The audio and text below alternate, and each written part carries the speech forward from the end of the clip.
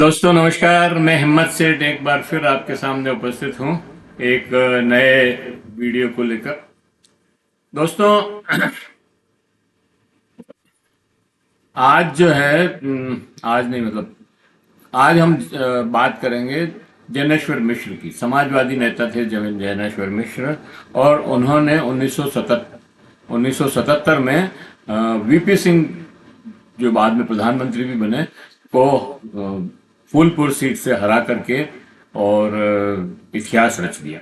उन्होंने मतलब फूलपुर सीट इसलिए ज़्यादा महत्व रखती है क्योंकि वहाँ से पंडित जवाहरलाल नेहरू चुनाव लड़ा करते थे, और डॉक्टर लोहिया पहला चुनाव वहीं से लड़े थे। हालांकि हारे थे डॉक्टर लोहिया, लेकिन जैनेश्वर मिश्र जो है चुनाव जीते। जैनेश्वर मिश्र 69 में चुनाव जीत करके, शायद बाय इलेक्शन था, उसमें जीत करके और लोकसभा में पहुंचे, और उसके बाद 71 में फिर चुनाव जीते, फिर 77 में जीते, और और बड़े बड़े स्टारवर्ड्स को हराया। एक बार वीपी सिंह जी को हराया, और एक बार केडी मालविया, जो इंदिरा गांधी की मिनिस्ट्री में मिनिस्टर थी, उसको हराया। तो इस तरह से उन्होंने अपना रुतबा, मतलब चुनावी रुतबा कायम किया। दोस्तों 5 अगस्त उनका जन्मदिन है, और वो छोटे लोहिया के नाम से भी प्रसिद्ध हैं। समाजवादी नेता थे, और कभी संसद में आवाज गूंजती थी। वो 2 बार राज्यसभा के मेंबर भी रहे, 3 बार लोकसभा के मेंबर रहे, और वो जो है 6 प्रधानमंत्रियों के मंत्रिमंडल में मंत्री रहे। मोरारजी देसाई, चौधरी चरण सिंह, विश्वनाथ प्रताप सिंह, चंद्रशेखर, देवेगौड़ा, इंद्र कुमार गुजराल, और के इन 6 प्रधानमंत्रियों के मंत्रिमंडल में वो मंत्री रहे। और उन्होंने रेल विभाग जैसी और जल संसाधन मंत्री जैसे उच्च पद भी संभाले।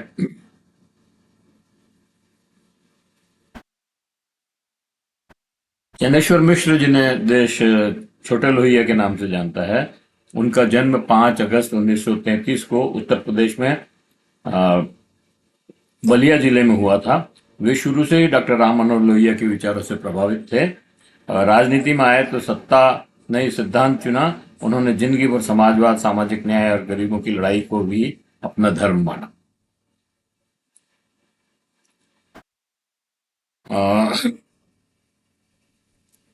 मैंने जैसा आपको बताया कि 69 में वो देश में कांग्रेस की पकड़ कमजोर हो रही थी, और उस दौर में जैनेश्वर मिश्र चुनाव जीते, इलाहाबाद से चुनाव जीते थे, और 71 में भी वो इलाहाबाद से ही शायद चुनाव जीते, और केडी मालविया को उन्होंने एक बार हराया, और वीपी सिंह को हराया। फिर वीपी सिंह ने उनको अपने मंत्रिमंडल में भी लिया। 89 में जब वीपी सिंह प्रधानमंत्री बने, तो जैनेश्वर मिश्र को अपनी कैबिनेट में मिनिस्टर।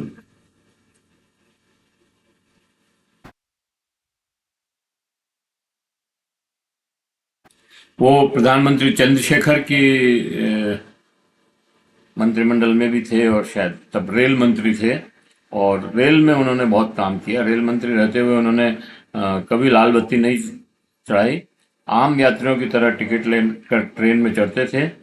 छोटे स्टेशनों पर वो सुविधा बढ़ाना, गरीबों के लिए किफायत यात्रा सुनिश्चित करना, ये उनकी प्राथमिकताएं थी। रेल उनके लिए राजनीतिक शोपीस नहीं, जनता की जरूरत का साधन था। राज्यसभा में समाजवादी पार्टी के में उनकी भूमिका रही। जैनेश्वर मिश्र 2 बार राज्यसभा में चुने गए। समाजवादी पार्टी मुलायम सिंह यादव के बाद सबसे सशक्त वैचारिक स्तंभ माने जाते थे।